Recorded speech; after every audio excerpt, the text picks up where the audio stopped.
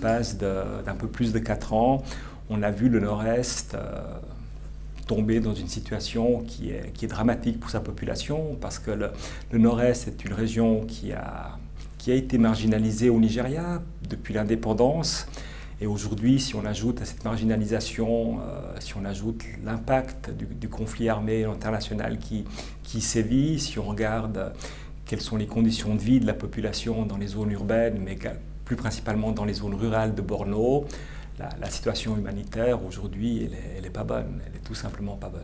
Pour le Nord-Est, les chiffres sont très difficiles à donner. On estime que sur les 3 États qui sont en situation d'état d'urgence depuis le mois de mai 2013, on estime que la population est à peu près de 17 millions d'habitants. Aujourd'hui, il y a des chiffres qui circulent sur le nombre de personnes déplacées uniquement en ville de Maïdougouri, dans l'état de Borno, qui est l'état le plus affecté. On pense que depuis le début de cette année, il y a entre 350 et 400 000 personnes qui se sont déplacées sous la force, sous la pression, en ville de Maïdougouri. Il y a beaucoup d'autres personnes qui ont quitté Borno parce qu'ils avaient la possibilité de quitter Borno. Toutes les écoles sont fermées à Borno depuis maintenant plus de 12 mois.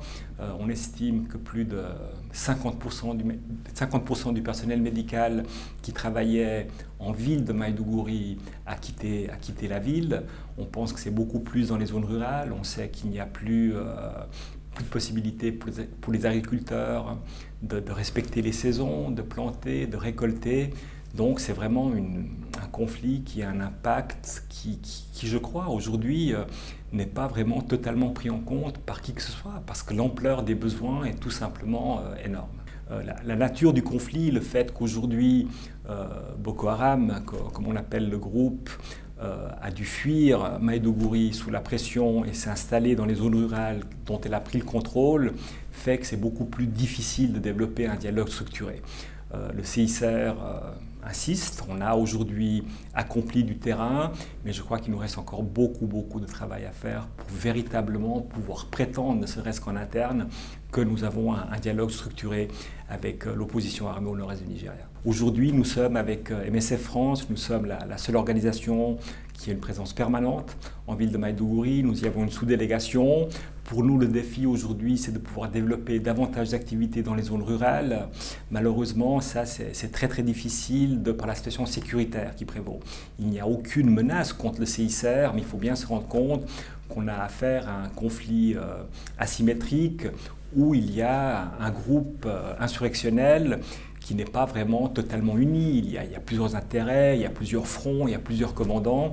Donc c'est toujours très difficile d'être sûr qu'on peut aller dans une région pour y apporter une assistance, pour y développer des activités. Nous, pour le moment, on essaye d'aider les autorités à garantir un accès aux soins minimal en ville de Maïdougouri, que ce soit en reconstruisant un centre de santé qui devait servir 25 000 personnes en début d'année, qui aujourd'hui doit en servir 100 000. On va assister dans les prochaines semaines 52 000 personnes qui ont été déplacées des zones rurales ces 4 derniers mois. On a réussi 2 fois pour le moment à avoir accès à un lieu de détention qui dépend des forces armées nigérianes en ville de Maïdougouri.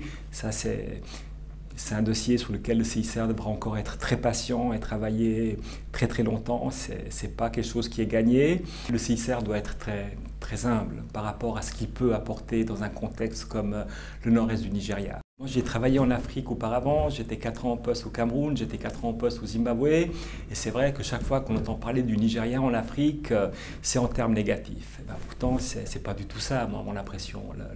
Les Nigérians sont des gens très attachants, sont des gens très accueillants, sont des gens très hospitaliers. Pour moi, le Nigérian est le survivant ultime. Il y a une plaisanterie qui dit que si tu pousses un Nigérian contre le mur, il ne faut pas te faire de soucis, le Nigérian va rentrer dans le mur. C'est des gens qui s'adaptent à tout. Et ça, moi, j'ai une admiration très forte pour ça. Maintenant, évidemment, ce sens d'adaptation a aussi des côtés qui sont moins positifs. C'est un pays où la population ne compte que sur elle. Et ça, c'est devenu un réflexe de base. Il n'y a aucune attente de la part des autorités.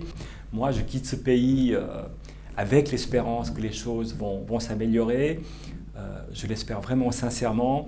Mais je crois que là, il y a des défis à la fois structurels qui n'ont pas été véritablement adressés depuis le coup d'État de 1966, ou alors des défis d'ordre plus sécuritaire qui font qu'on peut difficilement s'attendre à une amélioration brusque, soudaine et rapide de la situation.